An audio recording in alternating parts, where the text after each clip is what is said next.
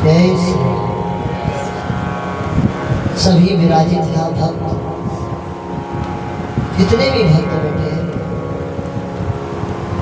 इस समय से लेकर और जब तक प्रभु का गुणगान हो, सभी लोग प्रभु की ओर एकटक निहारते हुए और जो प्रभु के चरित्रों का वर्णन हो उसका श्रवण करेंगे। और आप सबके हृदय में विराजित सिया राम की छवि को मैं प्रणाम करता हूँ और आप सभी को जय श्री राम, जय हनुमान। तो आइए मेरे प्रिय भक्तों, आज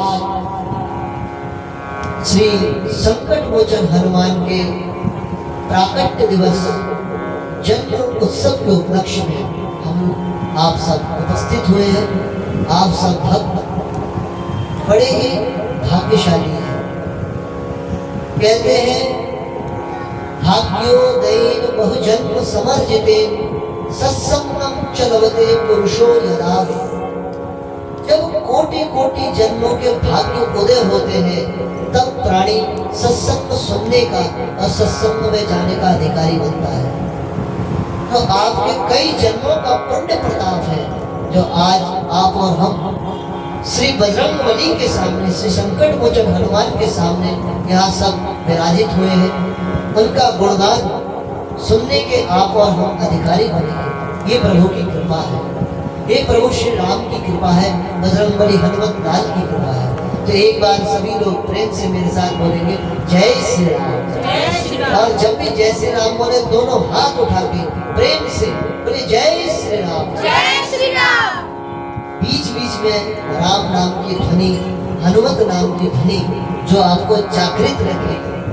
आप लोग जगे रहेंगे तो आप लोग बने रहेंगे। कहते हैं कि जो सोवत है वो खोवत है, जो जागत है वो पावत है। जो सोता है वो खोता है और जो जागता है वही पाता है। और सत्संग में जो एक बार जाग जाता है तो वो जन्म जन्मांतर के लिए उसका कल्याण हो जाता है और उसको कभी भव सागर में आकर सोना नहीं पड़ता है और जन्म जन्म के लिए मुक्त हो जाता है। और बजरंगबली की जय। तो आप लोग बहुत ही भाग्यशाली हैं। आप सभी पर प्रभु की अपार कृपा है। देखिए यहाँ पर कितने लोग, कोई बाहर से सुन रहा है, कोई आ नहीं पा रहा है, कोई आने की इच्छा नहीं हो रही है, किसी कारणवश कोई आ नहीं पा रहा है। तो आप लोग भाग्यशाली हैं जो यहाँ बैठे हैं, प्रभु के सामने समक्ष सुन पा रहे हैं। हर किसी को मौका नहीं देते भगवान, किसी किसी पर कृपा करते हैं ठाकुर जी। जो जहाँ जो कर रहा है उसको करने दीजिए, आप यहाँ ध्यान दीजिए। मैंने क्या सुबह भी आपको बताया था कि ठाकुर के सामने जब हम बैठे, ठाकुर की कथा में जब आए, ठाकुर की सेवा में जब आए तो हमारे बगल में कौन बैठा है उसका भी हमको ध्यान नहीं रहना चाहिए। तब तो आएगा आपको आनंद, तब आपको होगी कुछ प्राप्ति, तब आप बनेंगे सत्संग के अधिकारी। सत्संग इतनी आसानी से नहीं मिलता है, सत्संग बड़ा ही दुर्लभ है। कभी तो कहते हैं भाग्योदयेन बहुजन्म समर्जितेन सत्संगम चलवते पुरुषो यदावे। सत्संग इतनी आसानी से नहीं मिलता। प्रभु नाम, कृष्ण नाम, राम नाम, हनुमत नाम, कोई भी इष्ट हो उसका नाम इतनी आसानी से नहीं मिलता। तो आइए हम कुछ क्षण हनुमत नाम की चर्चा, क्यों देखिए हनुमत जी की चर्चा करने का सामर्थ्य, उनके विषय में बताने का सामर्थ्य मुझ अधम का नहीं है। मुझ में इतनी क्षमता नहीं कि मैं उनके विषय में दो शब्द भी बोल पाऊँ। ये तो आप सब भक्तों की कृपा है, ये तो आप सब भक्तों की महानता है जिन्होंने मुझ अधम को यहाँ बिठाया और मेरी वाणी को सुन रहे हैं। और वास्तव में ये सत्य है, इसको मानिए कि अभी मैं जो भी बोल रहा हूँ वो ये प्रभु बजरंगबली ही बुलवा रहे हैं, वही बोल रहे हैं, वही बुलवा रहे हैं, वही सुन रहे हैं। क्या आप और हमारी कोई सामर्थ्य हम कुछ बोल पाए? क्या हमारी आपकी कोई सामर्थ्य हम कुछ सुन पाए? वही सुनता है, वही सुनाता है, वही बुलाता है। तो ये उनकी असीम कृपा है। और देखिए कितना सुंदर संकट मोचन हनुमान का जन्मोत्सव है और उनकी कथा है। और इससे ज्यादा आपको क्या चाहिए? आपको नाम रूप लीला धाम सबके दर्शन हो रहे हैं। नाम ठाकुर जी का नाम, रूप प्रभु बजरंगबली खुद साक्षात विराजित है, उनके रूप का दर्शन हो रहा है। धाम, अभी ये जो धाम बन गया है, ये साक्षात अवध धाम बन गया है, जैसे साक्षात श्री राम की पुरी बन गई। तो आप लोग बड़े गुणभागी हैं। आप लोग एक बार अपने लिए दोनों हाथ उठाकर बोलिए जय श्री राम। जय श्री राम। तो आइए हम लोग हनुमत लाल की थोड़ी चर्चा करेंगे। इधर ध्यान, सभी जो भी भक्त बैठे हैं उनसे मेरा निवेदन है, जितने भी भक्त बैठे हैं सभी इधर ध्यान से प्रेम से सुनिए।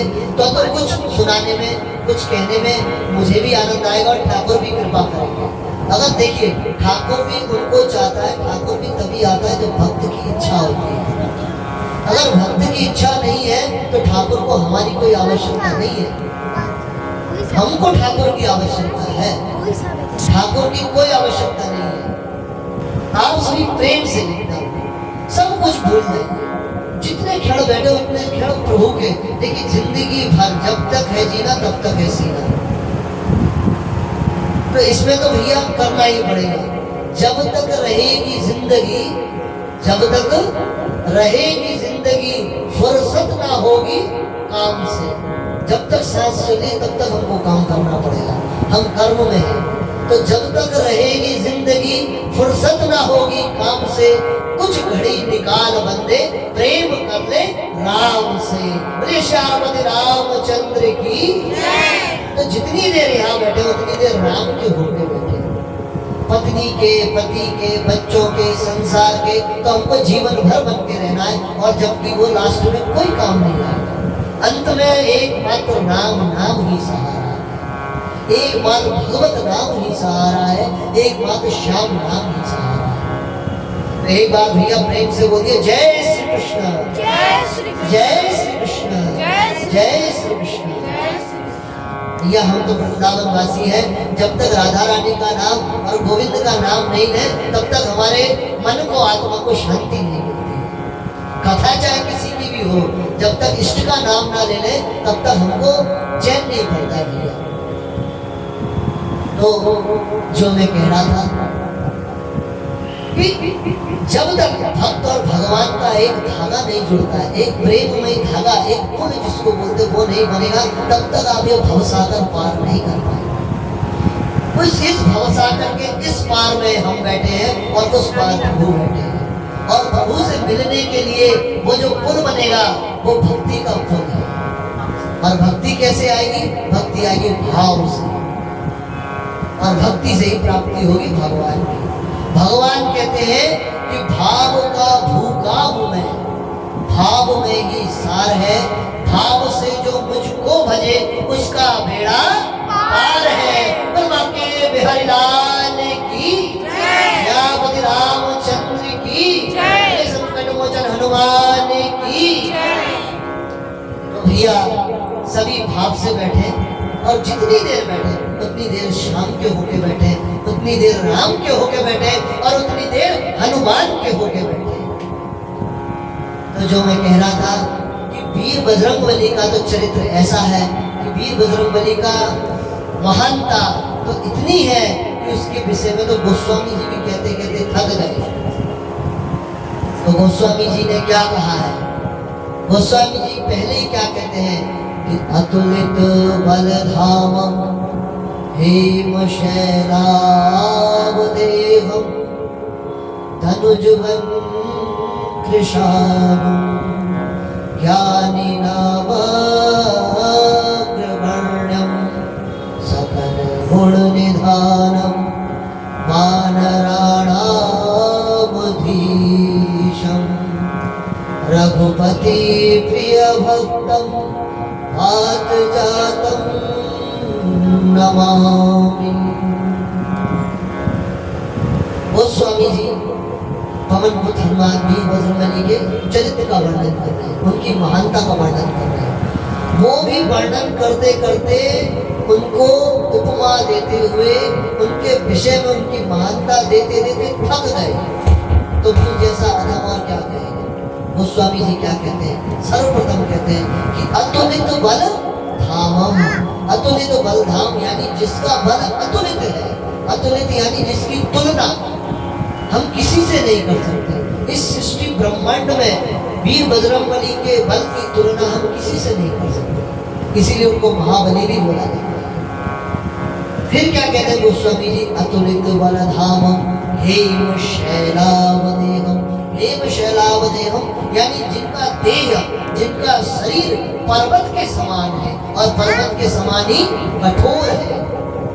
फिर गोस्वामी जी कहते हैं अतुलित बलधामम हेम शैलावदेहम तनुजवन कृशानु ज्ञानी नामग्रगण्यम। तनुजवन कृशानु यानी तनुजवन कृशानु का अर्थ है कि मेरे बजरंगबली के तेज रूपी अग्नि से दुष्टों के दुष्ट रूपी जंगलों का तनिक क्षण मात्र में वो उसको जलाकर उसका ध्वंस कर देते हैं। इतना तेज और प्रताप है प्रभु बजरंगबली का कि वो दुष्टों का, राक्षसों के जंगल यानी समूह का समूह अगर उनका पूरा झुंड आ जाए तो उनके एकमात्र तेज पुंज से ही उन राक्षसों के झुंड का निमिष मात्र में उद्धार हो जाता है, नष्ट हो जाता है। इसलिए बोलिए प्रेम से बोल बजरंगबली की जय। पहले गोस्वामी जी क्या कह रहे हैं कि अतुलित बल धामम, जिनके बल की कोई तुलना नहीं है। हेम शैलावदेहम, जिनका शरीर वज्र के समान है, पर्वत के समान है और जिनके तुच्छ बहुत ही छोटे तेज से ही बड़े से बड़े राक्षसों के, दुष्टों के झुंडों का नाश हो जाता है। इतना कहकर भी गोस्वामी जी नहीं संतुष्ट हुए। फिर भी गोस्वामी जी कह रहे हे प्रभु मैं और क्या कहूँ, मैं इतना अधम हूँ कि मेरी छोटी बुद्धि में नहीं आ रहा है आपके विषय में बताना। तो बताइए गोस्वामी जी भी नहीं बता पा रहे तो मुझ जैसा पापी, मुझ जैसा अधम क्या और उनके बारे में बोलेगा। तो जो गोस्वामी जी ने लिखा है उसी की मैं चर्चा कर रहा हूँ कि गोस्वामी जी भी लिखते लिखते, गोस्वामी जी कौन, श्री तुलसीदास जी महाराज जिन्होंने रामचरितमानस लिखी है, जिन्होंने हनुमान चालीसा लिखी है, जिन्होंने ये दोहा लिखा है। हनुमान चालीसा कोई साधारण चीज नहीं है। आप लोग सोच रहे हैं कि हनुमान चालीसा बहुत साधारण है। हनुमान चालीसा अपने आप में सिद्ध मंत्र है। हनुमान चालीसा अपने आप में सबसे बड़ा ग्रंथ है, पर उस भाव से आपको करना पड़ेगा। बहुत सहज है। गोस्वामी जी ने हम जैसे लोगों के लिए सरल करके उसको किया है कि हम कुछ नहीं कर सकते, हम वेद नहीं पढ़ सकते, हम शास्त्र नहीं पढ़ सकते, हम रामचरितमानस नहीं पढ़ सकते, जबकि गोस्वामी जी ने रामचरितमानस भी बहुत सरल लिखा है। हम रामायण नहीं पढ़ सकते क्योंकि रामायण वाल्मीकि जी ने संस्कृत में लिखा है, वो साधारण मनुष्य नहीं पढ़ सकता, उसके लिए थोड़ा अध्ययन की जरूरत है। लेकिन मानस, रामचरितमानस हर कोई पढ़ सकता है और उससे भी सरल हनुमान चालीसा। आप कुछ नहीं पढ़ सकते, कुछ नहीं कर सकते जीवन में, सारा दिन आपके पास समय नहीं है, शाम को हो सुबह हो स्नान करके कुछ मत करिए, एक बार हनुमान चालीसा का पाठ करिए, आपके सारे संकट दूर हो जाएंगे। और जो बच्चे हैं उनको तो जरूर करना चाहिए, उससे उनकी बुद्धि तेज होती है। और जिनके घर में संकट है, जिनके यहाँ लोग कहते हैं कि आपके घर में भूत पिशाच आदि व्याधि बाधा है, तो उसके लिए नित्य हनुमान चालीसा का पाठ करिए। सामने एक तिल के तेल का दिया जलाइए और उनके हनुमान जी के सामने, अगर आपके हनुमान जी नहीं है तो हनुमान जी का कोई फोटो चित्र खरीद के ले आइए और उनके सामने बैठकर पाठ करिए। आप जिस दिन से पाठ करना प्रारंभ करेंगे उस दिन से सारी व्याधा, क्यों हनुमान चालीसा में लिखा है कि भूत पिशाच निकट नहीं आवे, महावीर जब नाम सुनावे। आप लोग सब बोलते हैं लेकिन विश्वास नहीं करते। किसी जादू टोने टोटके ताबीज किसी की जरूरत नहीं है। आप लोग इधर उधर मत भटको, अंधविश्वास में मत जाओ। प्रभु हर जगह है, हरि व्यापक सर्वत्र समाना। प्रभु हर चीज में है, कण कण में व्याप्त है, पर विश्वास आपको करना पड़ेगा, भाव आपके अंदर होना चाहिए। वो प्रभु नहीं करेंगे, वो तो आपको स्वयं जगाना पड़ेगा। प्रभु कहते हैं कि तुम एक बार मुझको पुकार दो सही, मैं आने के लिए तो तैयार खड़ा हूँ। तो हनुमान चालीसा का कोई साधारण मत समझिए, तो बहुत पावर है हनुमान चालीसा, आपके सारे काम बन जाएंगे। और एक एक दोहा, एक एक श्लोक, एक एक मंत्र है, गोस्वामी जी ने इतने सरल तरीके से लिखा हुआ है। तो हनुमान चालीसा कोई सरल नहीं। तो गोस्वामी जी की बहुत कृपा है। तो एक बार गोस्वामी जी के लिए जयकारा लगा देंगे। बोलिए गोस्वामी तुलसीदास जी महाराज की, जिन्होंने हम अधम इस युग के, क्योंकि देखिए जो हमारे संत थे वो त्रिकालदर्शी थे। वो जानते थे कि कलयुग में मनुष्य के पास सब कुछ होगा, परंतु क्या नहीं होगा, समय नहीं होगा। उससे पूछो, अरे मेरे पास तो टाइम नहीं। अरे भैया टाइम कहाँ जा रहा है तुम्हारा? टाइम किस में जा रहा है? टाइम मोबाइल में जा रहा है।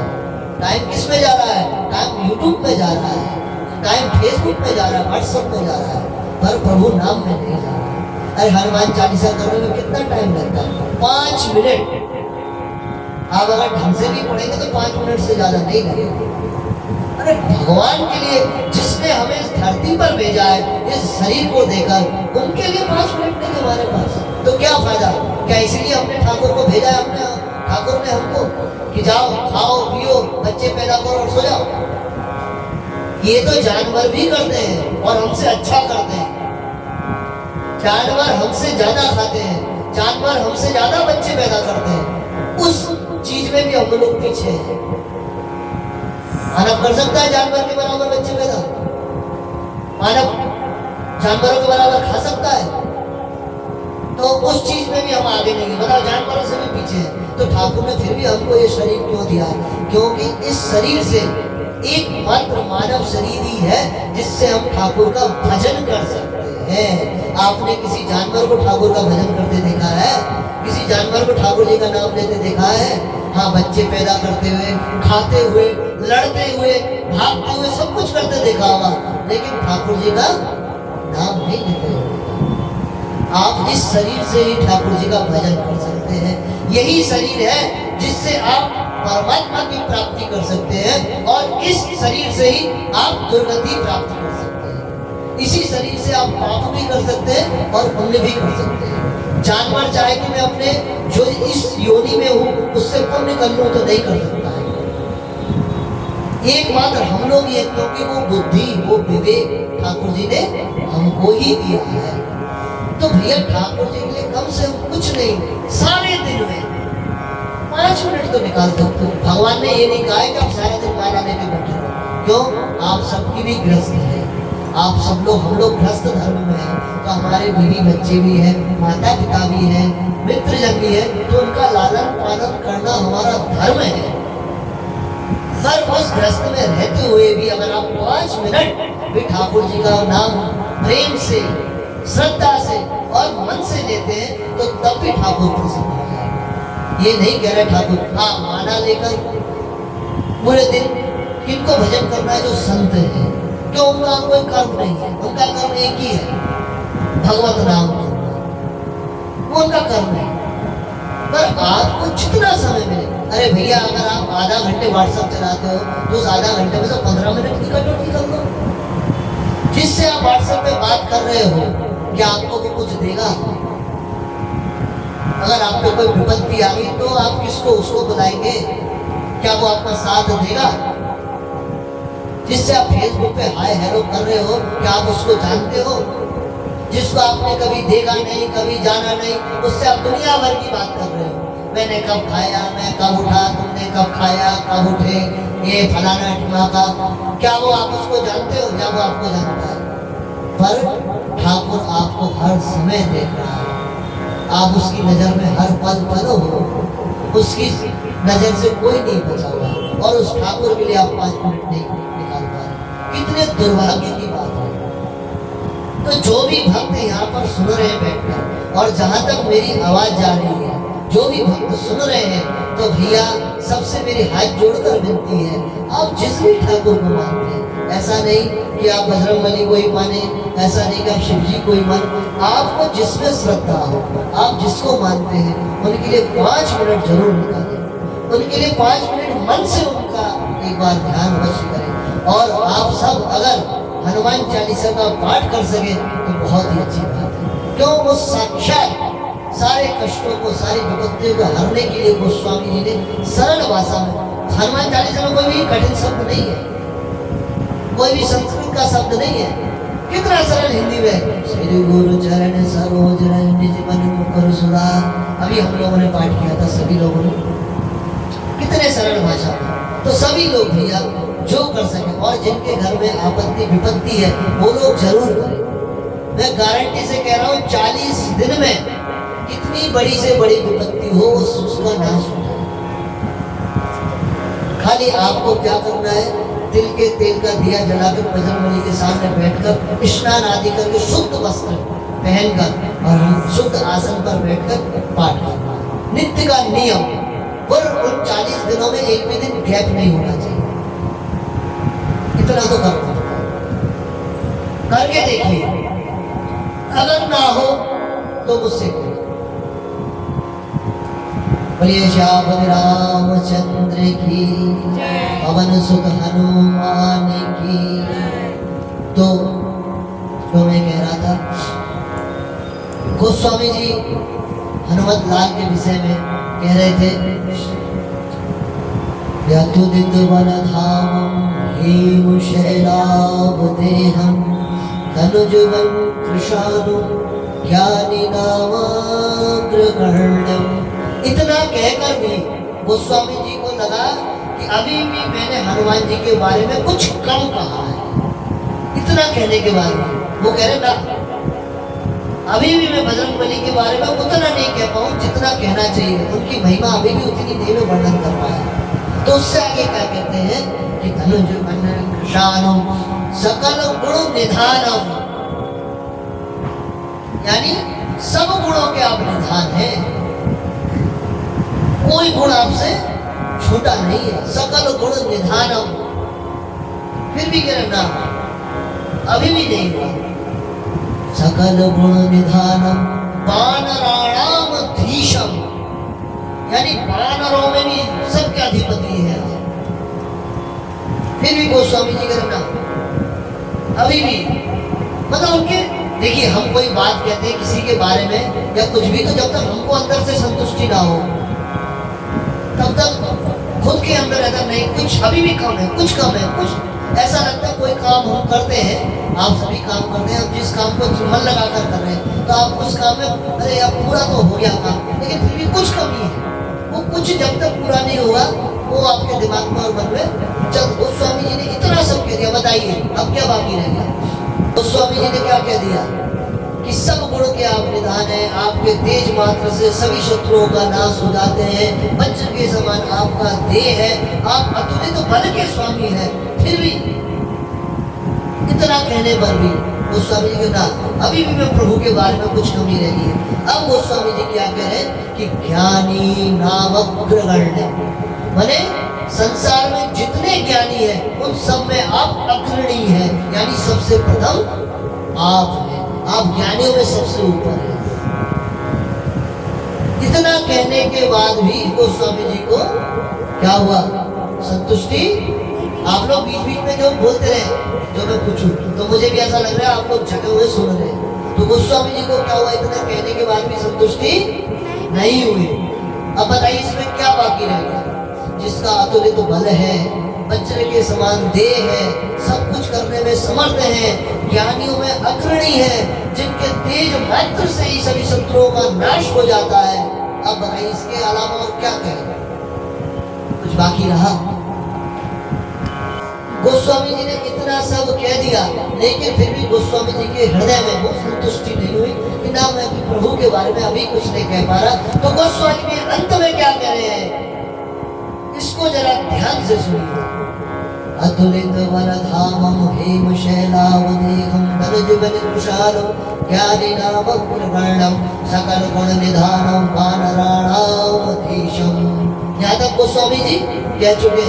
अब अंत में क्या कह रहे हैं कि रघुपति प्रिय भक्तम पात जातम नमामि, कि हे प्रभु आप प्रभु श्री राम के सबसे प्रिय भक्त है, और जो मेरे गोविंद का, जो मेरे राम का प्रिय होता है, इस संसार में सबसे सर्वोपरि वही होता है। प्रेम से बोले जय श्री राम। जय श्री राम।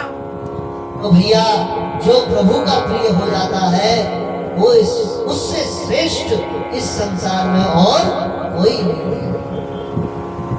ठाकुर का प्रेमी होना, ठाकुर से तो हर कोई प्रेम करता है। कौन नहीं चाहता भगवान को? क्या आप नहीं चाहते हो? क्या आप नहीं चाहते हो? कौन नहीं चाहता? ऐसा कोई नहीं हो जो भगवान से प्रेम नहीं करता है। लेकिन इस सृष्टि, इस ब्रह्मांड में कोई कोई बिरला ही होता है, कोई कोई ऐसा भक्ति पैदा होता है जिसको ठाकुर चाहते हैं, जिससे ठाकुर प्रेम करते हैं। तो बजरंगबली को ठाकुर मेरे प्रभु श्री राम सबसे अति प्रिय है। श्री राम जी क्या कहते हैं? तुम मम प्रिय भरत ही सम भाई।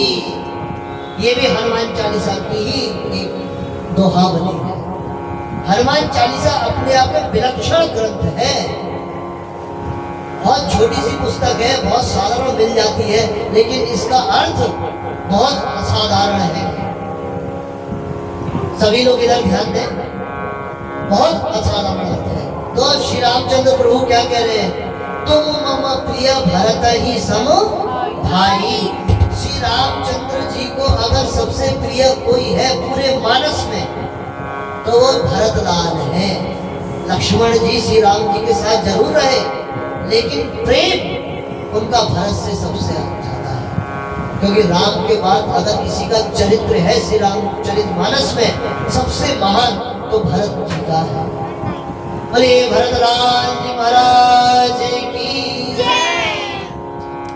तो प्रभु अगर किसी को अपना भाई समान कह रहे हैं तो वो कितना बड़ा भक्त होगा, प्रभु उसके कितने बड़े प्रेमी होंगे। तो ठाकुर का प्रेमी होना सबसे बड़ी बात है। ठाकुर जिससे प्रेम करे वो तो कोई कोई करोड़ों में से एक होता है। उसका अगर दर्शन मिल जाए, उसकी अगर प्राप्ति हो जाए तो कहना ही क्या। तो आप लोग कितने बड़े भाग्यशाली हैं जो ठाकुर के सबसे प्रिय हैं, जो ठाकुर के प्रिय भक्त हैं और उन सबके आप भक्त हैं। प्रेम से बोलिए बजरंगबली की जय। हम ठाकुर जी को 2 फूल चढ़ाकर, 2 अगरबत्ती दिखाकर, 10 रुपए चढ़ाकर अपने आप को बहुत बड़ा भक्त मानते हैं। या हम लोगों की गिनती अभी इंसानों में भी नहीं है। हम लोग अब भक्त तो बहुत दूर की बात है, हम लोग अभी इंसान भी नहीं बन पाए हैं।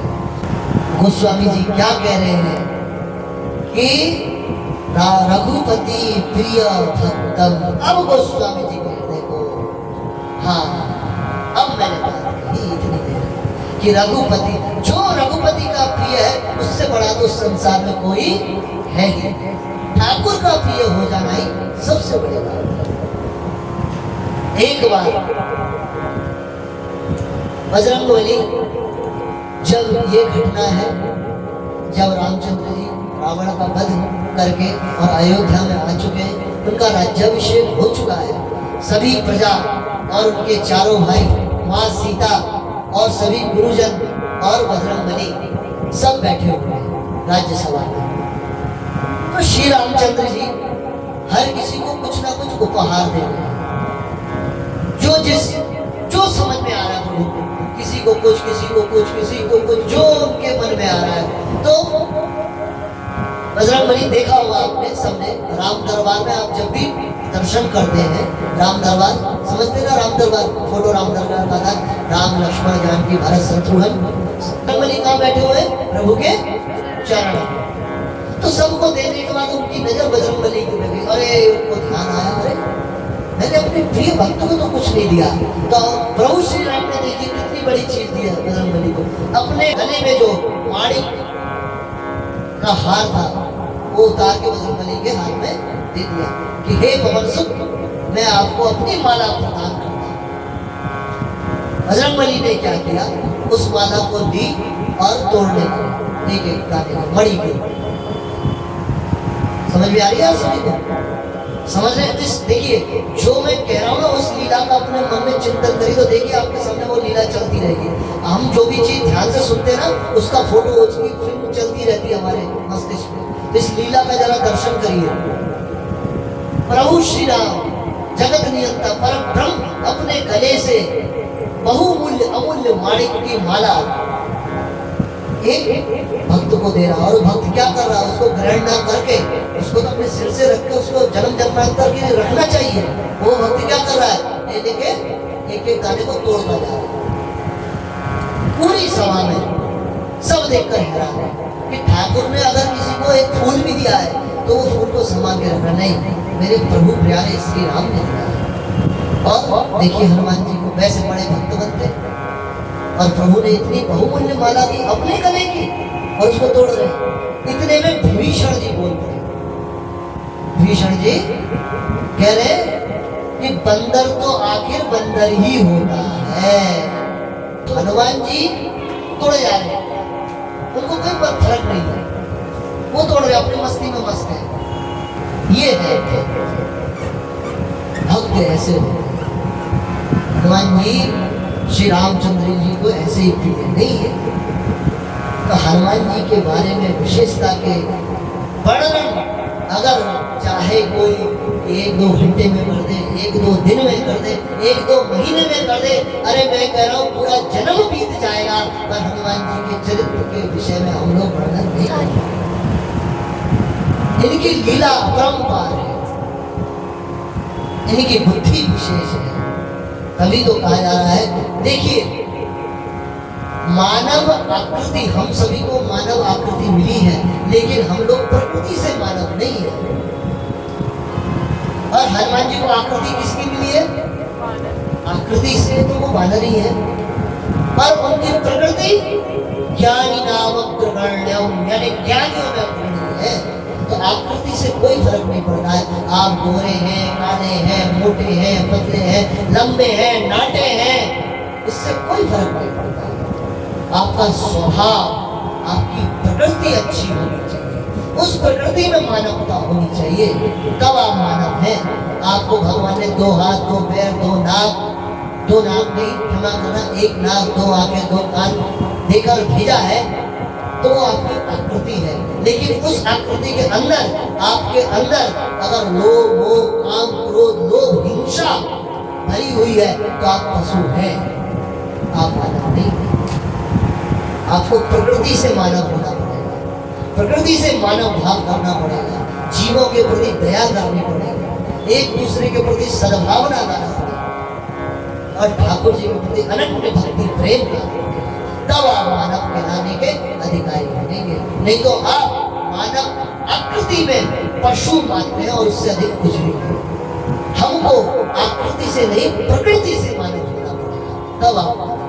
पर राम जी को बुरा लगा कि मेरे प्रिय भक्त के बारे में विभीषण हनुमान जी का रूप देख रहे हैं और हनुमान जी का जो विशेषता है उसको नहीं जानते। तो वो जैसे बोला मरकट तो मरकट ही होता है। तब जब राम जी ने इशारा किया तो हनुमान जी कह रहे, तब हनुमान जी चेते जागे, तब उन्होंने माला छोड़ दी, तोड़ना बंद कर दिया। तो फिर हनुमान जी ने पूछा कि लंका नरेश, लंकेश, वैसे लंकेश किसको बोला जाता? रावण को। जब तक रावण जीवित था तब तक वो लंकेश था। रावण के मरने के बाद प्रभु श्री राम ने विभीषण का ही राज्य तिलक कर दिया था। उसके बाद लंकेश, उस लंका का राजा महाराज विभीषण है। तो हनुमान जी बोले, लंकेश तुम क्या बोले? तुमने अभी क्या बोला? क्या बोला? जो तुम कर रहे हो उसी विषय में मैंने बोला कि मरकट यानी बंदर तो अपने अंदर ही होता है, वो क्या जाने कि प्रभु ने क्या दिया है। तुमने जो ये बोला, ये जो मैंने माणिक तोड़ रहा हूँ, तुम्हें पता है क्यों तोड़ रहा हूँ? ये तुम्हारा स्वभाव है, उनके स्वभाव नहीं। अब सुनिए हनुमान जी ने क्या जवाब दिया कि तुम ये कह रहे हो कि ठाकुर जी ने ये मेरे को बहुमूल्य, तुम्हारी नजर में है, इस संसार की नजर में है, पर मेरी नजर में तो वो बहुमूल्य है। अगर ठाकुर के जो मुझे माणिक दी है, एक भी माणिक में अगर मुझे मेरे प्रभु के दर्शन हो जाता तो वो मेरे लिए बहुमूल्य था, नहीं तो मेरे लिए भी ये बेकार है। बोले बजरंगबली की। तो ये है भक्त। भक्त के लिए रुपया, पैसा, माणिक, मुक्ता कुछ नहीं है अगर उसमें उसके प्रभु का भाव नहीं है, अगर उसमें प्रभु का दर्शन नहीं है।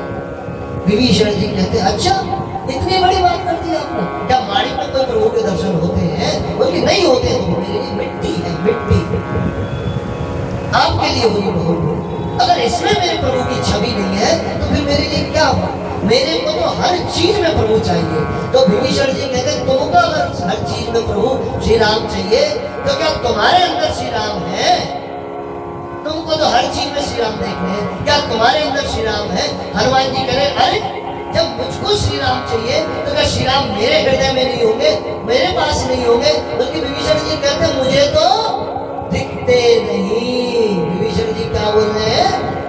मुझे तो दिखते नहीं। और जब विभीषण ने जी कहा कि मुझे तो दिखते नहीं, सारी सभा बोल उठी कि हाँ लंकेश सही कह रहे हैं। हनुमान जी आपको तो किसी भी अंग में हमको श्री राम जी का दर्शन नहीं हो रहा है। तो उसी वक्त उस चित्र का दर्शन आप सबने किया है। उसी समय मेरे वीर बजरंगबली अपना हृदय चीर कर दर्शन कराते हैं और प्रेम से बोलते हैं जय श्री राम, बोले श्याम रामचंद्र की। उनके हृदय में सभी को श्री राम जानकी और राम दरबार के दर्शन होते हैं। एक बार प्रेम से दोनों हाथ उठा के बोलिए बोले संकट मोचन हनुमान जी महाराज की जय। एक बार प्रेम से बोलिए बोल बजरंग